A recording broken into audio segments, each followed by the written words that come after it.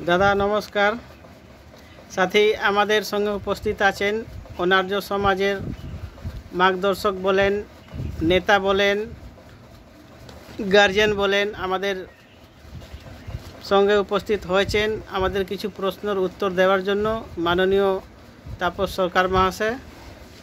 তাপসদার কাছে আমার প্রশ্ন আছে যে দাদা, এখন বর্তমান ভারতবর্ষে যে এই জাতিবাদী ঘটনা, ধর্ম নিয়ে, জাতি নিয়ে যেগুলো হচ্ছে এসসি এসটিদের উপর বা ওবিসিদের উপর, এই যে প্রত্যেকটা স্টেটে, এই যে একটা গেল উড়িষ্যাতে গেল 22-23 তারিখে একটা ঘটনা হয়েছিল, দলিত যুবকদেরকে নিয়ে মারপিট করেছে, তারপরে ওকে ড্রেনের জল খাইয়েছে। তারপরে উত্তরপ্রদেশে ইটাওয়াতে একটা ওবিসিকে নিয়ে যাদব ছিল, ওকে কথাবাচক করতে গেছিলো, ব্রাহ্মণরা পিটিয়েছে। তো এই যে জাতির মধ্যে যে যুদ্ধটা এখন প্রত্যেকটা স্টেটে দেখা যাচ্ছে, হিংসাত্মক এই যে ঘটনাগুলো, তার উপরে সরকার এমনি কিছু ডিসিশন নিচ্ছে না যে এইগুলোকে শেষ করা যায়। তো আমাদের সমাজকে এই সব পরিস্থিতি থেকে বাঁচার জন্য কি রাস্তা ভালো হবে সেটা আপনি একটু আমাদের সমাজের জন্য, সমাজের হিতে, দেশের হিতে একটু বলেন সংক্ষিপ্তে। প্রিয় আমার অনার্য ভাই বোনেরা, অনার্য জাতির ইতিহাস যদি বলতে হয় তাহলে আজ থেকে 4000 বছর আগে যে বেদ লেখা হয়েছিল, তো বেদ 4000 বছর বলে ঋক, সাম, যজু এই 3টে বেদ লেখা হয়েছিল। ঋক, সাম, যজু বেদ 3টে লেখার পরে যারা লেখা শুরু করেছিল তাদেরও হাজার হাজার বছর সময় লেগেছিল এটা লিখতে। তাই আমি এটাকে 6000 থেকে 8000 পর্যন্ত ধরি যে আমাদের অনার্য জাতিকে শেষ করার প্রক্রিয়া 8000 বছর আগে হরপ্পা মহেঞ্জোদারো সভ্যতা থেকে শুরু হয়েছিল।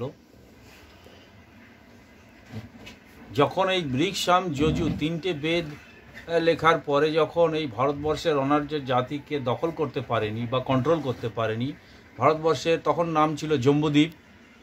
এই জম্বুদ্বীপে আর্যাবর্ত স্থাপনা যখন করতে পারেনি, তখন ওরা শেষ পর্যায়ে অথর্ব বেদ বলে একটা বেদ লেখে। যে অথর্ব বেদ দিয়ে আপনারা দেখবেন ট্রেনে, বাসে উঠলে পরে অনেক পোস্টার দেখা যায়, 500 টাকা দাও, আমি বশীকরণ করে দেবো, এই করে দেবো, ওই করে দেবো, তোমার সব সমস্যার সমাধান হয়ে যাবে। এটা হচ্ছে অথর্ব বেদের লাস্ট বেদ, যেটা অথর্ব, সেই অথর্ব বেদের থেকে এইগুলো বেরিয়েছে। তো এই বেদটা প্রথমে যারা আর্য জাতির মানুষরা মেনে নেয়নি, কিন্তু পরবর্তী ক্ষেত্রে এই বঙ্গপ্রদেশ তথা এই জম্বুদ্বীপ তথা অনার্য জাতিকে কন্ট্রোল করার জন্য, অনার্য জাতির প্রতিটা সংসারকে ডিভাইড অ্যান্ড রুলের মাধ্যমে বিভেদ করার জন্য, ভেঙে ফেলার জন্য, যখন মনুসংহিতার সমস্ত জায়গায় সফল হয়নি, তখন এই অথর্ববেদ দ্বারায় আমাদের মানুষগুলোকে শেষ করা হয়েছে। আজও সেই প্রক্রিয়া চলছে। ভারতবর্ষে এই অনার্য জাতির মধ্যে যে সমস্ত মহাপুরুষরা মাঝে মাঝে এসছে হাজার হাজার বছরের মধ্যে, তারা নিজের মতো করে কিছু করে গেছে, কিন্তু সেই মতবাদগুলোকে আবার আর্য জাতি নিজেদের ধর্মের মধ্যে বিলীন করার একটা প্রক্রিয়া চিরকাল রেখেছে। এখন মতুয়া ধর্মকেও হিন্দু ধর্ম বলে পরিচালনা করার শুরু হয়ে গেছে, বলা শুরু হয়ে গেছে। মানে ভারতবর্ষের যা কিছু হিন্দুর বাইরে হবে না, এটা ওরা ডিসিশন করে রেখেছে, এবং ওরাই হচ্ছে ধর্মীয়ভাবে এবং ভারতবর্ষের ভাগ্যবিধাতা বলে নিজেদেরকে প্রকাশ করে। সেই জায়গা থেকে আমাদের দলিতদের মধ্যে, অনার্যদের মধ্যে শেষ মহাপুরুষ গুরুচাঁদ ঠাকুর এবং তার আদর্শে, গুরুচাঁদ ঠাকুরের যে সামাজিক আদর্শে উৎসাহিত হয়ে যোগেন মণ্ডল সাহেব সারা ভারতবর্ষের অবিভক্ত ভারতের আইনমন্ত্রী হতে পেরেছিলেন এই বাংলা প্রদেশ থেকে, এবং তার পিছনে আমাদের বাঙালি শূদ্র সমাজ বা অনার্য সমাজ ছিল। কিন্তু যোগেন মণ্ডল সাহেব সংবিধান নিজে লিখতে পারতেন, নিজে আইনমন্ত্রী ছিলেন, সব কিছুই জানতেন, কিন্তু বাবা সাহেব আম্বেদকরকে দিয়ে যখন উনি গণপরিষদে বাবা সাহেবকে পাঠালেন, সেই সময় যে ভুলটা হলো, যোগেন মণ্ডল সাহেব নিজে না গিয়ে বাবা সাহেবকে পাঠালেন। বাবা সাহেবের পিছনে বাবা সাহেবের সমাজ ছিল না, কিন্তু যোগেনমণ্ডল সাহেবের সঙ্গে যোগেনমণ্ডল সাহেবের সমাজ ছিল। বাবা সাহেবের পিছনে কিন্তু মহারাষ্ট্রের কোনো সমাজ ছিল না। পরবর্তী ক্ষেত্রে বাবা সাহেবের পিছনে ধরার বা লিডারশিপ দেওয়ার মতো কিন্তু মহারাষ্ট্র থেকে কেউ বেরিয়ে আসেনি, ভারতবর্ষ থেকে কেউ আসেনি। কিন্তু যোগেনমণ্ডল সাহেবের পিছনে কিন্তু যোগেনমণ্ডল সাহেবের সমাজ ছিল। আজ সেই যোগেনমণ্ডল সাহেবের সমাজ থেকে বাবা সাহেবকে গণপরিষদে পাঠিয়ে যে সংবিধানটা হলো, তারপরে আবার ভারতবর্ষের যারা আর্য জাতি সেই বাবা সাহেবকে ড্যামেজ করার জন্য আবার প্রক্রিয়া চালু করতে করতে করতে করতে আজকে বাবা সাহেবকে বিভিন্নভাবে মূর্তি ভাঙা থেকে আরম্ভ করে সংসদে বাবা সাহেবের, এখন শুনছি বাবা সাহেবের যে ভারতবর্ষের গণপ্রজাতান্ত্রিক নাম দিয়ে গেছে সংবিধানের থেকে, সেই সব শব্দগুলোকে বাদ দেওয়ার পরিকল্পনা চলছে। তো এগুলো করা হচ্ছে সেই ভারতবর্ষের আর্য জাতির পক্ষ থেকে, শাসক শ্রেণীর পক্ষ থেকে। এখন অনার্য জাতিকে যদি শাসক শ্রেণী বানাতে হয় তাহলে যে প্রক্রিয়া, এই প্রক্রিয়া গুরচাঁদ ঠাকুর শুরু করেছিল যোগেনমণ্ডলের মাধ্যমে। যোগেনমণ্ডল সাহেব ভুল করেছিল বাবা সাহেবকে গণপরিষদে পাঠিয়ে, সেখানে নিজে গিয়ে গেলে পরে আজকে এই বাংলা প্রদেশ থেকে আমরা তার উত্তরসূরিরা, তার পরবর্তী যারা প্রজন্ম, আমরা সেখানে পৌঁছে গিয়ে ধরে রাখতে পারতাম।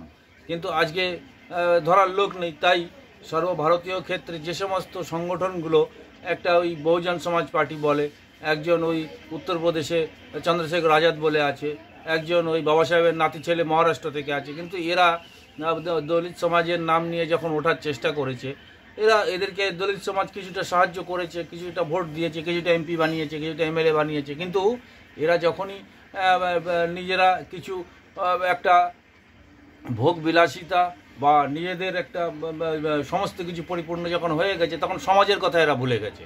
এরা সমাজকে আর এখন মনে করে না। তাই ওই আর্য জাতির শাসক শ্রেণী আবার আমাদের সমাজকে বিভিন্ন জায়গায় বিভিন্নভাবে ক্ষতি করার চেষ্টা করছে প্রতিনিয়ত, আর এটা করবে। এজন্য আমাদের প্রত্যেকটা মানুষকে জানতে হবে, প্রতিটা মানুষকে জানতে হবে যে আমরা কারা। আমরা অনার্য জাতির মানুষ। এই অনার্য জাতি বিভিন্ন মহাপুরুষকে জন্ম দিয়েছে। আমাদের যে সংগঠন হচ্ছে বা আমাদের যে সংগঠন হবে বা আমরা যে আগে এগিয়ে যাব, আমাদের মহাপুরুষ আবার চলে এসছে। আমাদের মহাপুরুষ ভারতবর্ষের বুকে নয়, সারা পৃথিবীর বুকে আবার ঘুরে বেড়াচ্ছে। মহাপুরুষ আবার নতুন করে সামনে এগিয়ে আসবে। যুগে যুগে ঋক্-সাম, যজু, অথর্ব ফেল হয়েছে, এবারও ফেল হবে। এবার আমাদের যে মহাপুরুষ এবার যে খেলা করছে ভারতবর্ষের বুকে তথা পৃথিবীতে আমাদের অনার্য জাতিকে রক্ষা করার জন্য, তো আপনারা সামনে দেখতে পাবেন। আপনারা কিছুদিন আগে দেখতে পেয়েছেন ভারতবর্ষের যে সংবিধান বা ভারতবর্ষের যে সংসদ, এই ভারতবর্ষের সংবিধান এবং সংসদকে আর্য জাতিরা নিজের ইচ্ছা অনুযায়ী চালানোর যে পরিকল্পনা শুরু করেছে, সেই শুরুর ফলে ভারতবর্ষে কিছুদিন আগে উড়িষ্যাতে দেখলাম আমাদের সমাজের মানুষকে গরু ছাগলের মতো বানিয়ে বিভিন্নভাবে অত্যাচার করা হচ্ছে। উত্তরপ্রদেশে এখনও চলছে অত্যাচার, উত্তরপ্রদেশে চলছে, বিহারে চলছে।